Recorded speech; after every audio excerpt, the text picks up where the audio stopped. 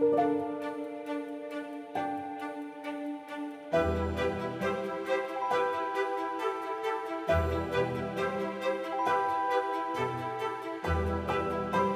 je viens de Meisenthal, donc dans le pays de Bitche, pas très loin.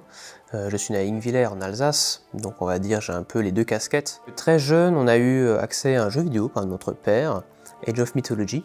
Et donc voilà, c'est un peu, je pense, la porte d'entrée vers l'histoire, là plutôt grecque, plutôt antique, mais de l'histoire en général, avec les mythologies. Mais après, le contexte familial, ma mère est institutrice, donc cela aussi nous a aidé un petit peu à avoir peut-être une culture un petit peu plus grande, un peu plus facilitée, je ne sais pas trop. Passion de l'histoire dès le plus jeune âge, ça c'est certain. Après, à ce métier-là, c'est parce que quand j'ai fait mes études d'histoire à Strasbourg, licence d'histoire puis un master d'histoire à Mulhouse, je n'ai pas voulu faire, on va dire, professeur des écoles, et donc je me suis orienté vers le métier d'archiviste qui me permettait de rester au plus propre, on va dire au plus près des sources originales de l'histoire et le côté intime en fait avec les archives qui m'a vraiment plu et marqué lors de mes études. Alors quand j'étais petit, c'était plus la notion de la grandeur, des époques différentes, vivre de manière différente, surtout les bâtiments aussi, les pyramides, c'est quand même quelque chose qui serait vraiment fantastique.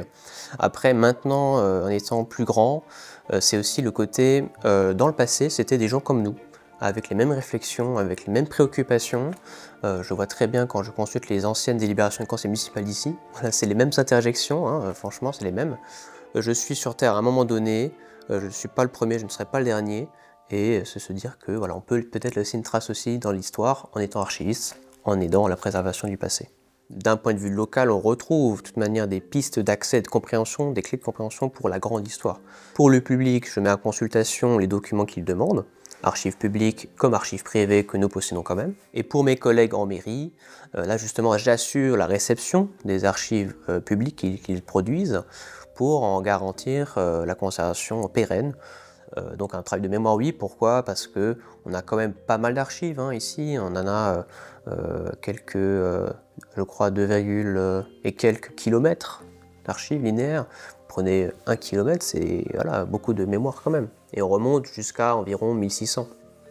Et donc là aussi, moi ça me fait plus rien, mais j'aime toujours aussi montrer lors des journées de portes ouvertes, tenir un ouvrage il y a plus de 200 ans. Voilà, on ressent aussi quelque chose de, on a une certaine déférence devant cette pièce de l'histoire qui a peut-être 4 fois notre âge, mais qui raconte en quelque chose, qui a encore la trace de quelqu'un qui a pu prendre le temps d'écrire à l'intérieur.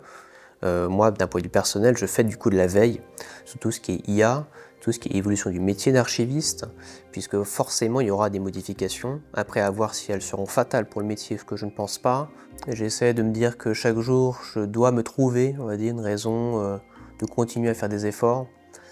J'essaie toujours d'être le meilleur de ce que je voudrais être, de ce que je veux, on va dire, montrer aux autres aussi, à mes proches, à n'importe qui. Je me dis qu'on est tous fraternels d'un certain point de vue, on est tous mortels aussi.